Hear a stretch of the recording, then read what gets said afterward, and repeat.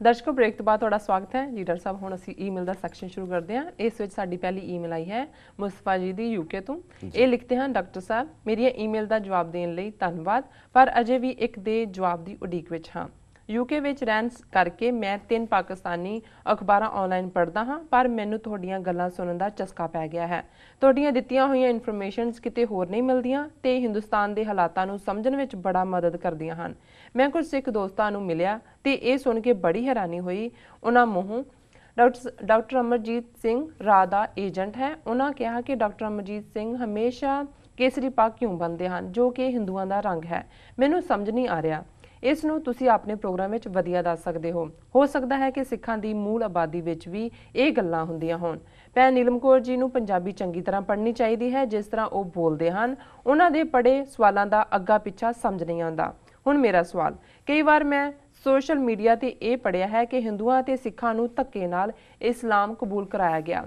ਕੁਝ ਸਿੱਖ ਵੀ ਇਸ ਗੱਲ ਦਾ ਦਾਅਵਾ ਕਰਦੇ ਹਨ ਕਿ ਉਹਨਾਂ ਨੇ ਹਿੰਦੂਆਂ ਨੂੰ ਬਚਾਇਆ। ਇਹ RSS ਦਾ ਪ੍ਰਚਾਇਆ ਜਾ ਰਿਹਾ ਹੈ।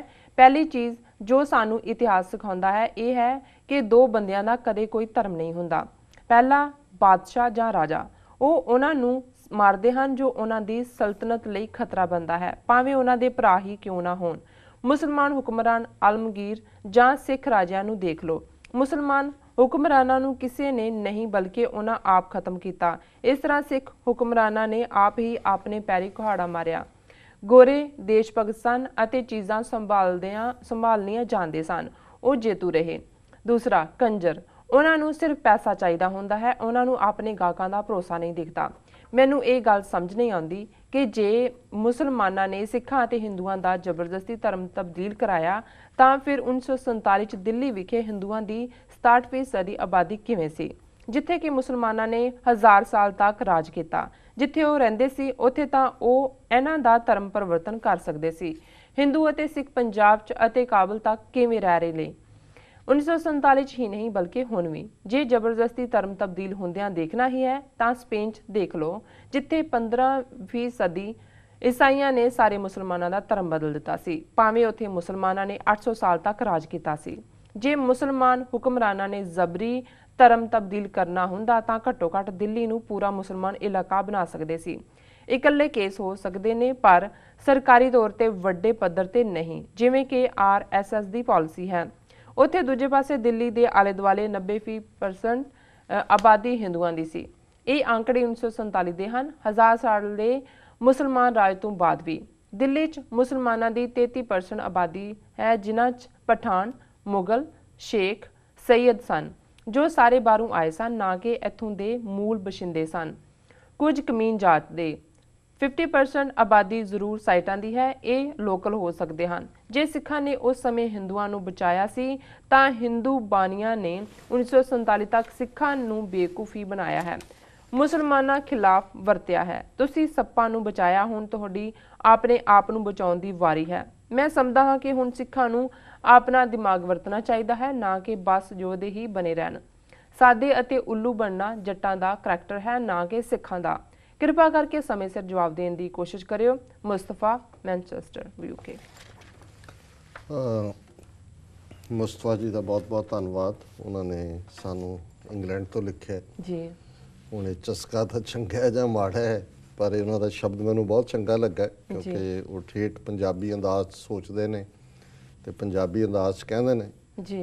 ਕਈ ਵਾਰੀ ਪੰਜਾਬੀ ਪਾਰਟ ਨੂੰ ਉਹ ਜਿਸ ਤਰੀਕੇ ਨਾਲ ਐਕਸਪ੍ਰੈਸ ਕਰਦੇ ਨੇ, ਇੰਗਲੈਂਡ 'ਚ ਰਹਿਣ ਦੇ ਬਾਵਜੂਦ ਉਹਨਾਂ ਦੀ ਜਿਹੜੀ ਪੰਜਾਬੀ ਸਪਿਰਿਟ ਹੈ ਔਰ ਉਹਨਾਂ ਦਾ ਕਹਿਣ ਦਾ ਅੰਦਾਜ਼ ਹੈ, ਜਿਸ ਦੇ ਵਿੱਚ ਸਪਸ਼ਟਤਾ ਹੈ। ਭਾਵੇਂ ਕੁਛ ਗੱਲਾਂ ਉਹਨਾਂ ਨੇ ਆਪਣੇ ਤੌਰ ਦੇ ਉੱਤੇ ਹੀ ਕਨਕਲੂਡ ਕੀਤੀਆਂ ਹੁੰਦੀਆਂ ਨੇ, ਪਰ ਇਹ ਵੀ ਇੱਕ ਇਮਾਨਦਾਰ ਪਹੁੰਚ ਹੈ ਔਰ ਪੰਜਾਬੀ ਜ਼ਬਾਨ ਦੀ ਇੱਕ ਐਕਸਪ੍ਰੈਸ਼ਨ ਹੈ। ਭਾਵੇਂ ਉਹ ਲਿਖਦੇ ਅੰਗਰੇਜ਼ੀ 'ਚ ਨੇ ਪਰ ਸੋਚਦੇ ਪੰਜਾਬੀ 'ਚ ਨੇ ਜੀ।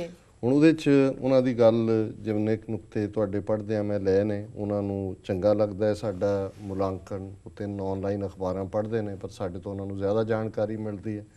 ਦੇਖੋ, ਸਾਡੀ ਕੋਸ਼ਿਸ਼ ਤਾਂ ਇਹੀ ਹੁੰਦੀ ਹੈ ਕਿ ਅਸੀਂ ਜੋ ਵੀ ਉਸ ਖਿੱਤੇ ਨਾਲ ਸੰਬੰਧਿਤ, ਭਾਵੇਂ ਉਹ ਅੰਤਰਰਾਸ਼ਟਰੀ ਡਿਵੈਲਪਮੈਂਟਸ ਵੀ ਹੋਣ, ਸਾਨੂੰ ਕਿਵੇਂ ਪ੍ਰਭਾਵਿਤ ਕਰਦੀਆਂ ਨੇ ਦੋਵਾਂ ਪੰਜਾਬਾਂ ਨੂੰ ਵੀ, ਸਾਊਥ ਏਸ਼ੀਆ ਦੇ ਓਵਰਆਲ ਜਿਹੜਾ ਮਾਹੌਲ ਹੈ ਉਹਨੂੰ ਜੀ, ਔਰ ਖ਼ਾਸ ਤੌਰ 'ਤੇ 30 ਮਿਲੀਅਨ ਸਿੱਖ ਕੌਮ ਦੇ ਕੌਮੀ ਨਿਸ਼ਾਨੇ ਖਾਲਿਸਤਾਨ ਨੂੰ ਅਸੀਂ ਇਸ ਨੁਕਤੇ ਤੋਂ ਹੀ ਜਿਹੜਾ ਨੋਜ਼ ਫॉर ਨਿਊਜ਼ ਵੀ ਹੁੰਦਾ ਹੈ, ਕਿਉਂਕਿ ਜਿੱਥੇ ਤੁਹਾਨੂੰ ਲੱਗਦਾ ਹੈ ਕਿ ਵੀ ਇੱਥੇ ਖਬਰ ਹੈਗੀ ਹੈ, ਤੁਹਾਡਾ ਨੱਕ ਜਾ ਕੇ ਉੱਥੇ ਜਿਹੜਾ ਉਹਨੂੰ ਸੂੰਘ ਲੈਂਦਾ ਹੈ ਜੀ। ਔਰ ਇਹਦੇ 'ਚ ਕੋਈ ਇਹ ਨਹੀਂ ਹੈ ਵੀ ਅਸੀਂ ਘਟਦੇ ਹਾਂ ਆਪਣੇ ਕੋਲੋਂ, ਬਟ ਜਿਹੜਾ ਖਿਲ ਰਿਹਾ ਹੁੰਦਾ ਉਹਦੇ 'ਚੋਂ ਤੁਸੀਂ ਕੁਛ ਨਾ ਕੁਛ ਪਿਕ ਕਰਨਾ ਹੁੰਦਾ ਜੀ।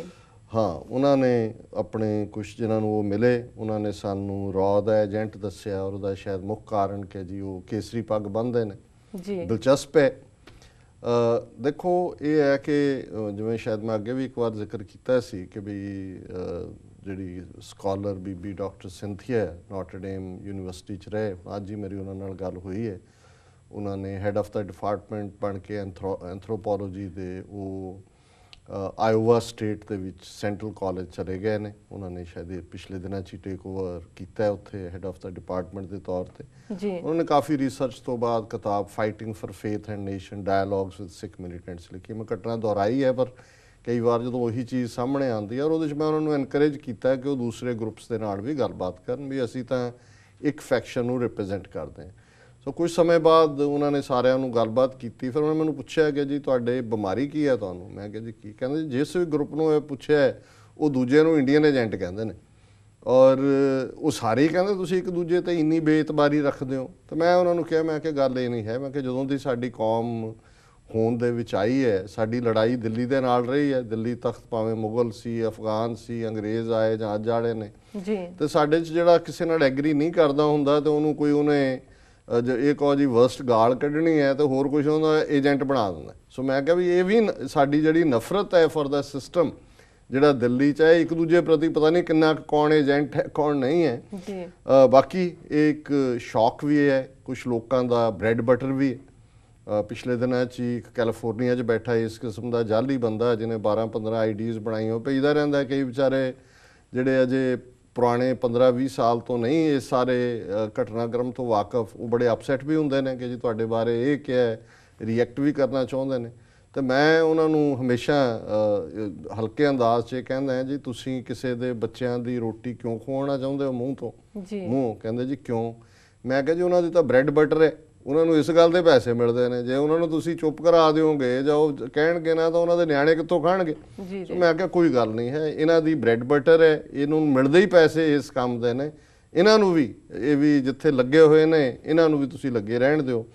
ਬਾਕੀ ਜਿਹੜਾ ਕੇਸਰੀ ਪੱਗ ਨਾਲ ਸੰਬੰਧਿਤ ਕਿ ਵੀ ਕੇਸਰੀ ਕਿਉਂ ਹੈ, ਦੇਖੋ ਪਹਿਲੀ ਗੱਲ ਤਾਂ ਇੱਕ ਆਪਣੇ ਆਪ ਦੇ ਵਿੱਚ ਬੜਾ ਡੂੰਘਾ ਵਿਸ਼ਾ ਹੈ। ਜੇ ਅਸੀਂ ਰੰਗਾਂ ਦੀ ਦੁਨੀਆ ਦੀ ਗੱਲ ਕਰੀਏ ਕਿ ਰੰਗਾਂ ਦਾ ਸਿਗਨੀਫਿਕੈਂਸ, ਉਸ ਦੇ ਪ੍ਰਭਾਵ ਜਾਂ ਉਹਦੇ ਅਦਰਵਾਈਜ਼ ਜਿਹੜੇ ਇੰਪੈਕਟ ਨੇ, ਇੱਕ ਤਾਂ ਪਹਿਲਾਂ ਕੋਈ ਵੀ ਰੰਗ ਜੇ ਗੁਰਮਤ ਜਾਂ ਗੁਰਬਾਣੀ ਦੇ ਨੁਕਤਾ ਨਿਗਾਹ ਤੋਂ ਅਸੀਂ ਦੇਖਦੇ ਹਾਂ ਤੇ ਫਿਰ ਰੰਗ ਸਭੈ ਨਾਰਾਇਣੇ ਜੇਤੇ ਮਨ ਭਾਵਨ, ਕਿ ਇਹ ਨਿਰੰਕਾਰ ਦੇ ਰੰਗ ਨੇ। ਸਿਰਫ ਇਹ ਕਲਰਸ ਦੀ ਗੱਲ ਨਹੀਂ ਹੈ, ਜੋ ਕੁਛ ਵੀ ਚਾਰ ਚੁਫੇਰੇ 'ਚ ਸਾਡੇ ਵਾਪਰ ਰਿਹਾ ਹੈ ਉਹ ਵੀ ਇੱਕ ਰੰਗ ਹੈ। ਭਾਈ ਮਰਦਾਨਾ ਬੜੇ ਕਿਸੇ ਥਾਂ ਦੇ ਉੱਤੇ ਐਕਸਾਈਟ ਹੁੰਦੇ ਸੀ ਲੋਕਾਂ ਦਾ ਪਿਆਰ ਦੇਖ ਕੇ ਜਾਂ ਉਹਨਾਂ ਦੀ ਦੇਖ ਕੇ, ਤੇ ਬੜੇ ਚਾਅ ਨਾਲ ਆ ਕੇ ਦੱਸਦੇ ਸੀ ਬਾਬੇ ਨੂੰ। ਬਾਬਾ ਨਾਨਕ ਕਹਿੰਦੇ ਸੀ ਵੇਖ ਮਰਦਾਨਿਆ ਰੰਗ ਕਰਤਾਰ ਦੇ, ਇਹ ਕਰਤਾਰ ਦੇ ਰੰਗ ਨੇ। ਤੇ ਜਦੋਂ ਕਿਤੇ ਮਰਦਾਨਾ ਨੂੰ ਫਿਰ ਟੱਕਰ ਗਏ ਉੱਦਾਂ ਦੇ, ਕੋਈ ਅੱਗੋਂ ਬੱਠੇ ਮਾਰਦਾ ਸੀ, ਕੋਈ ਖਾਲੀ ਹੱਥੀ ਮੋੜ ਆਉਂਦਾ ਸੀ, ਦੂਜਾ ਫਿਰ ਦੁਖੀ ਹੋਇਆ ਕਹਿੰਦਾ ਸੀ ਕਿ ਮਹਾਰਾਜ ਇਹ ਚੰਗੇ ਲੋਕ ਨੇ, ਇਹਨਾਂ ਨੂੰ ਆਹ ਕਿਉਂ ਨਹੀਂ ਹੋ ਜਾਂਦਾ, ਉਹ ਕਿਉਂ ਨਹੀਂ ਹੋ ਜਾਂਦਾ।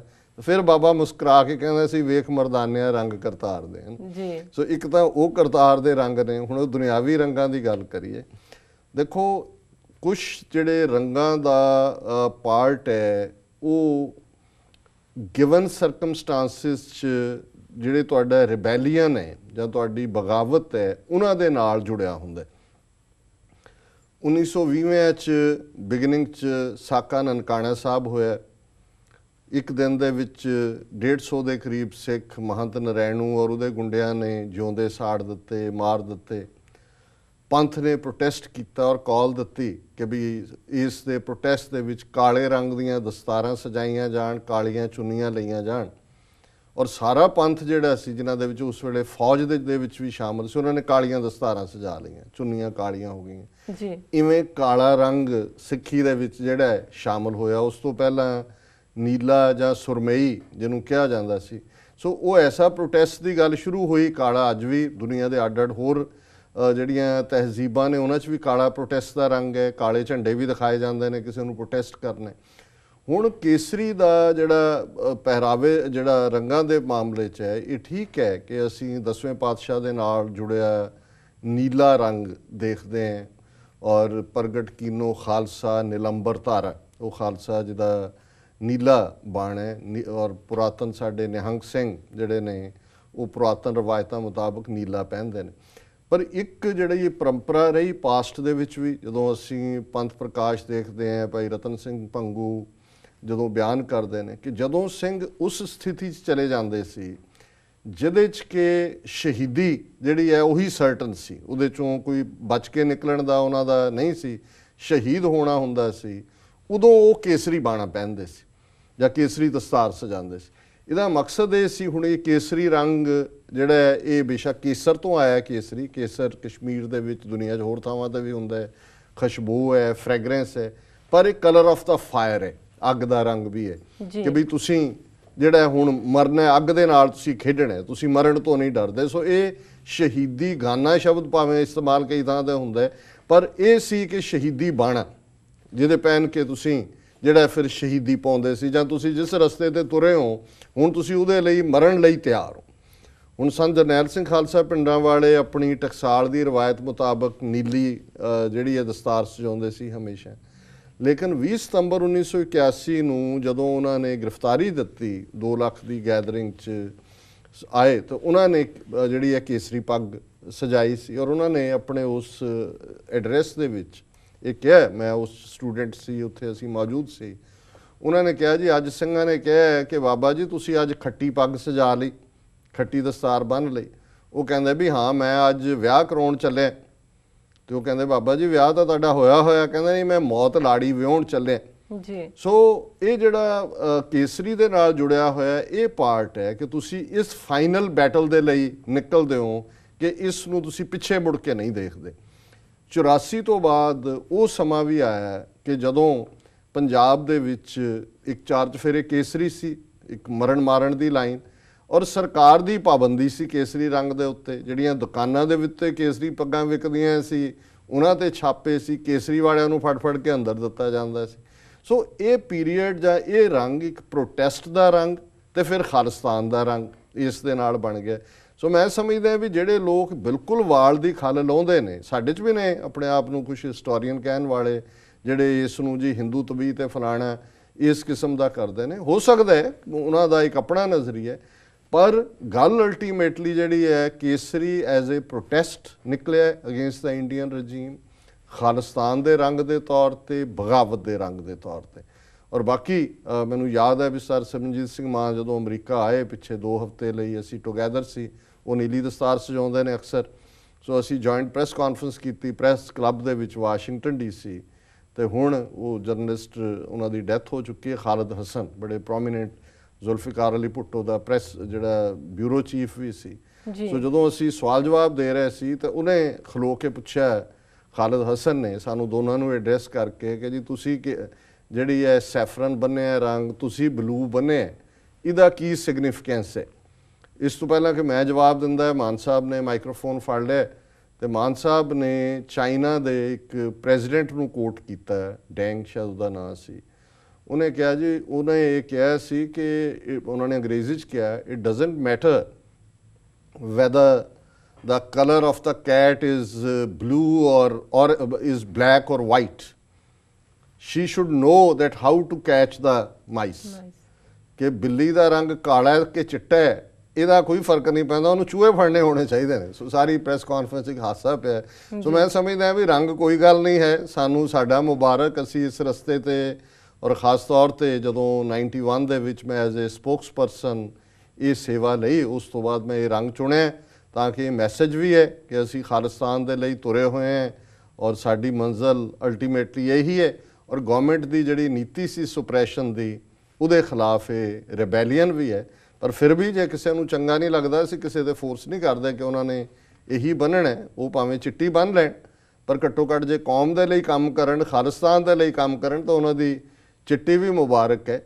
ਔਰ ਅਦਰਵਾਈਜ਼ ਬਾਕੀ ਤਾਂ ਫਿਰ ਜਿਸ ਦਾ ਮਰਜ਼ੀ ਬਹਾਨਾ ਬਣਾ ਕੇ ਤੁਸੀਂ ਜਿਹੜਾ ਹੈ ਉਹ ਆਪਣੇ ਫਰਜ਼ ਤੋਂ ਭਗੌੜੇ ਰਹੋ, ਵੱਖਰੀ ਗੱਲ ਹੈ ਜੀ ਹੁਣ ਤੁਹਾਡੀ ਗੱਲ ਕਰਦੇ ਆ ਜੀ ਜੀ ਉਹ ਕਹਿੰਦੇ ਜੀ ਤੁਹਾਨੂੰ ਤਾਂ ਪੰਜਾਬੀ ਬੋਲਣੀ ਨਹੀਂ ਆਉਂਦੀ ਇਹ ਮੁਸਤਫਾ ਸਾਹਿਬ ਤੁਸੀਂ ਜ਼ਰਾ ਜ਼ਿਆਦਤੀ ਕਰ ਰਹੇ ਹੋ ਜਾਂ ਤਾਂ ਤੁਸੀਂ ਕੋਈ ਸ਼ਬਦ ਹਾਂ ਇਹ ਜ਼ਰੂਰ ਹੁੰਦਾ ਹੈ ਵੀ ਕੁਝ ਸ਼ਬਦ ਲਹਿੰਦੇ ਪੰਜਾਬ ਦੇ ਚੜ੍ਹਦੇ ਪੰਜਾਬ ਦੇ ਜਿਹੜੇ ਨੇ ਉਹ ਵੱਖਰੇ ਹੁੰਦੇ ਨੇ ਪਰ ਨੀਲਮ ਜੀ ਤਾਂ ਉਹੀ ਪੜ੍ਹਦੇ ਨੇ ਜੋ ਚਿੱਠੀਆਂ 'ਚ ਲਿਖਿਆ ਹੁੰਦਾ ਉਹ ਆਪਣੀ ਬੋਲੀ ਤਾਂ ਬੋਲਦਾ ਹੀ ਨਹੀਂ ਜੀ ਜੀ ਹਾਲਾਂਕਿ ਇਹਨਾਂ ਦੇ ਕੁਝ ਸ਼ਬਦ ਅਸੀਂ ਸ਼ੁੱਧ ਕਰਵਾਉਂਦੇ ਹਾਂ ਕਿਉਂਕਿ ਇਹ ਜਿਹੜਾ ਹੁਣ ਕੁਝ ਚੀਜ਼ਾਂ ਜਿਹੜੀਆਂ ਨੇ ਇਲਾਕੇ ਦੀ ਬੋਲੀ ਹੁੰਦੀ ਹੈ ਲੇਕਿਨ ਉਹਨਾਂ ਦੀ ਮੈਂ ਸਮਝਦਾ ਵੀ ਸ਼ਾਇਦ ਤੁਹਾਨੂੰ ਇਸ ਗੱਲ ਦਾ ਪਤਾ ਨਹੀਂ ਕਿਉਂ ਇਹ ਲੱਗਾ ਕਿ ਵੀ ਉਹ ਜਿਹੜੇ ਨੇ ਉਹਨਾਂ ਦਾ ਕੋਈ ਉਚਾਰਨ ਜਾਂ ਪੰਜਾਬੀ ਡਿਫਰੈਂਟ ਹੈ ਮੇਰਾ ਖਿਆਲ ਹੈ ਕਿ ਵੀ ਕਾਫੀ ਇੱਕ ਜਿਹੜੀ ਟਕਸਾਲੀ ਪੰਜਾਬੀ ਹੈ ਸਟੈਂਡਰਡ ਪੰਜਾਬੀ ਲਿਖਣ ਔਰ ਪੜ੍ਹਨ 'ਚ ਉਸ ਨੂੰ ਉਹ ਬੋਲਦੇ ਨੇ ਔਰ ਮੋਸਟਲੀ ਕਿਉਂਕਿ ਸਕ੍ਰਿਪਟ ਹੁੰਦੀ ਹੈ ਉਹ ਸਕ੍ਰਿਪਟ ਤੋਂ ਬਾਹਰ ਨਹੀਂ ਜਾਂਦੇ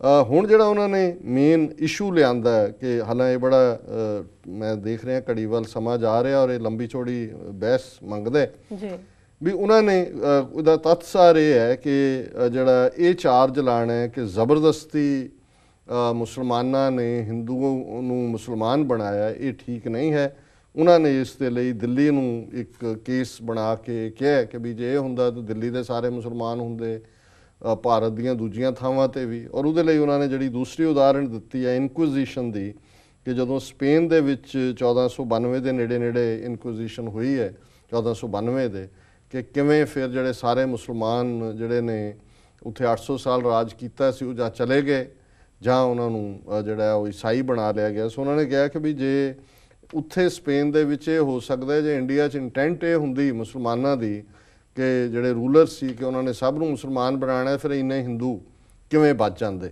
ਜਾਂ ਇੰਨੇ ਕਿਵੇਂ ਹਿੰਦੂ ਕਿਵੇਂ ਹੁੰਦੇ ਜੀ ਦੇਖੋ ਔਰ ਉਹਦੇ 'ਚ ਉਹਨਾਂ ਨੇ ਦੋ ਚੀਜ਼ਾਂ ਕਹੀਆਂ ਨੇ ਜਿਹਦਾ ਵੇਟ ਹੈ ਕਿ ਵੀ ਜਿਹੜੇ ਬਾਦਸ਼ਾਹ ਲੋਕ ਨੇ ਰਾਜੇ ਨੇ ਉਹ ਤਾਂ ਆਪਣੇ ਰਾਜ ਨੂੰ ਸਥਿਰ ਰੱਖਣਾ ਚਾਹੁੰਦੇ ਨੇ ਉਹਦੇ ਲਈ ਭਰਾ ਮਾਰਨਾ ਪਏ ਪਿਓ ਮਾਰਨਾ ਪਏ ਉਹਦੇ 'ਚ ਮੁਗਲਾਂ ਨੇ ਵੀ ਘੱਟ ਨਹੀਂ ਕੀਤੀ ਔਰ ਉਹਨਾਂ ਨੇ ਸਿੱਖ ਰਾਜਿਆਂ ਦੇ ਵੀ ਗੱਲ ਕੀਤੀ ਖਾਸ ਤੌਰ 'ਤੇ ਮਹਾਰਾਜਾ ਰਣਜੀਤ ਸਿੰਘ ਦੇ ਹਵਾਲੇ ਨਾਲ ਇਹ ਗੱਲ ਗਲਤ ਨਹੀਂ ਹੈ ਦੂਸਰਾ ਉਹਨਾਂ ਨੇ ਉਹ ਕਿਹਾ ਕਿ ਜਿਨ੍ਹਾਂ ਦਾ ਇਖਲਾਕ ਨਹੀਂ ਹੁੰਦਾ ਜਿਨ੍ਹਾਂ ਦੀ ਜਿਹੜਾ ਉਹਨਾਂ ਨੇ ਸ਼ਬਦ ਵਰਤਿਆ ਮੈਂ ਨਹੀਂ ਇਸਤੇਮਾਲ ਕਰਾਂਗਾ ਪਰ ਕਿਉਂਕਿ ਹੁਣ ਜੇ ਪੰਜਾਬੀ ਲਿਖਣ ਜਾਂ ਬੋਲਣ ਦੀ ਗੱਲ ਹੈ ਉਹਨਾਂ ਨੇ ਲਿਖਿਆ ਸੀ ਇਹਨੂੰ ਮੈਂ ਐਡਿਟ ਵੀ ਕਰ ਸਕਦਾ ਸੀ ਪਰ ਕਿਉਂਕਿ ਐਕਸਪ੍ਰੈਸਿਵ ਵਰਡ ਹੈ ਇਹ ਸਾਡੇ ਕਲਚਰ 'ਚ ਅਕਸਰ ਹੁੰਦਾ ਹੈ ਕਿ ਉਹ ਤਬਕਾ ਜਿਹੜਾ ਉਹਨਾਂ ਲਈ ਇਖਲਾਕ ਮੈਟਰ ਨਹੀਂ ਕਰਦਾ ਸੋ ਉਹਨਾਂ ਨੇ ਕਿਹਾ ਜੀ ਜਾਂ ਉਹਨਾਂ ਦੀਆਂ ਕੋਈ ਵੈਲਿਊਜ਼ ਨਹੀਂ ਹੁੰਦੀਆਂ ਸੋ ਇਸ ਲਈ ਉਹਨਾਂ ਨੂੰ ਇਸ ਖਾਤੇ 'ਚ ਨਹੀਂ ਪਾਇਆ ਜਾ ਸਕਦਾ ਦੇਖੋ ਇਹਦੇ 'ਚ ਕੋਈ ਸ਼ੱਕ ਨਹੀਂ ਹੈ ਕਿ ਇਸਲਾਮ ਦੀ ਪ੍ਰੀਚਿੰਗ ਦੇ ਵਿੱਚ ਸੂਫੀ ਫਕੀਰ ਜਿਹੜੇ ਕਿ ਭਾਰਤ ਦੇ ਵਿੱਚ ਆਏ ਜਿਨ੍ਹਾਂ ਦੀ ਜ਼ੁਬਾਨ ਪਿਆਰ ਦੀ ਸੀ ਇਸਲਾਮ ਨੂੰ ਬੇਸ਼ੱਕ ਉਹ ਅਪਣਾਏ ਹੋਏ ਸੀ ਪਰ ਉਹਨਾਂ ਨੇ ਲੋਕਲ ਬੋਲੀ ਦਾ ਇਸਤੇਮਾਲ ਕੀਤਾ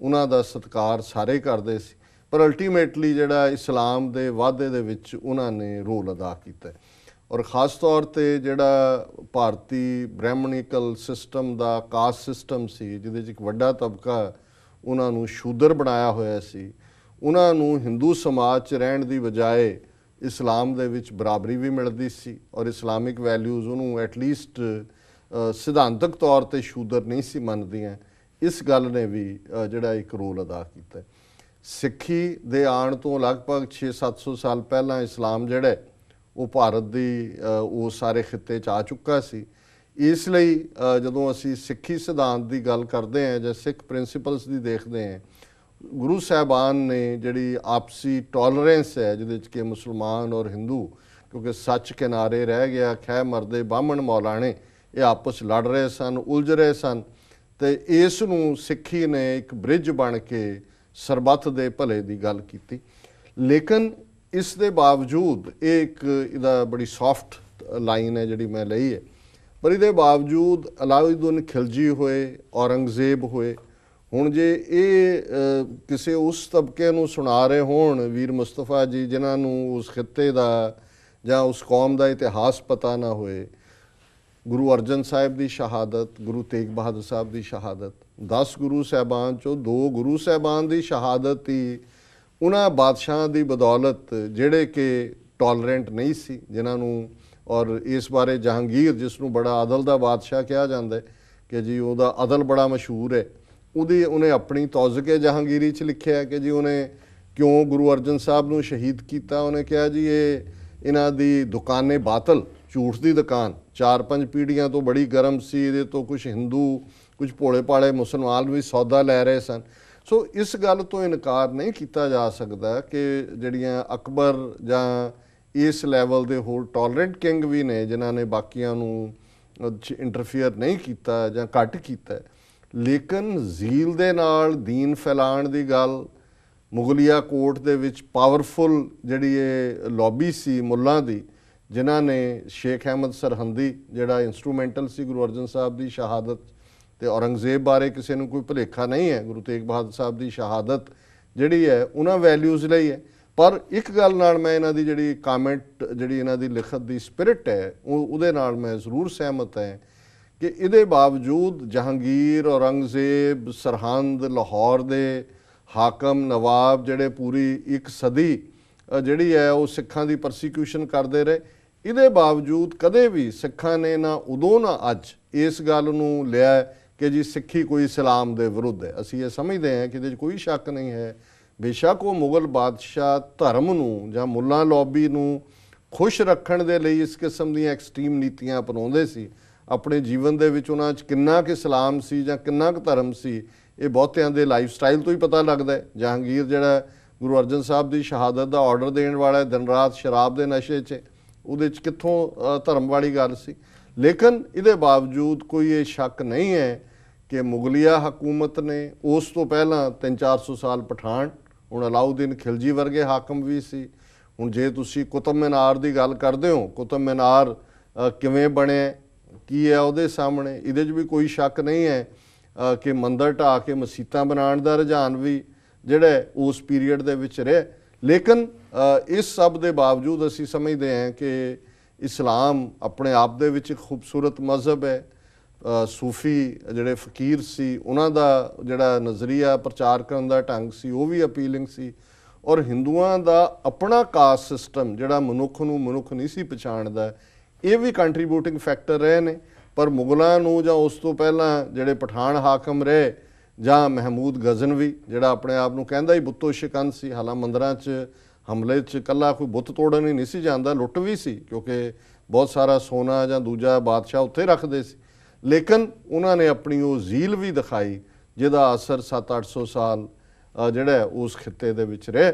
ਔਰ ਫਿਰ ਵੀ ਮੈਂ ਸਮਝਦਾ ਵੀ ਮੁਸਤਫਾ ਜੀ ਹਿੰਮਤ ਰੱਖਦੇ ਨੇ, ਜਿਹੜੀ ਇਹ ਅਨਪੋਪੂਲਰ ਕੋਈ ਗੱਲ ਵੀ ਹੁੰਦੀ ਉਹਨੂੰ ਵੀ ਕਹਿਣ ਦਾ, ਔਰ ਅਸੀਂ ਹਮੇਸ਼ਾ ਹੀ ਇਹਨਾਂ ਦੀ ਲਿਖਤ ਨੂੰ ਇੰਜੋਏ ਵੀ ਕਰਦੇ ਜੀ। ਸੋ ਬਹੁਤ ਬਹੁਤ ਧੰਨਵਾਦ ਮੁਸਤਫਾ ਜੀ ਦਾ। ਜੀ ਡਾਕਟਰ ਸਾਹਿਬ, ਇਸ ਨਾਲ ਲੈਣੇ ਬ੍ਰੇਕ। ਵੀਅਰਸ, ਤੁਸੀਂ ਸਾਡੇ ਨਾਲ ਇਸ ਤਰ੍ਹਾਂ ਬਣੇ ਰਹੋ, ਮਿਲਦੇ ਹਾਂ ਛੋਟੇ ਵਕਫੇ ਤੋਂ ਬਾਅਦ।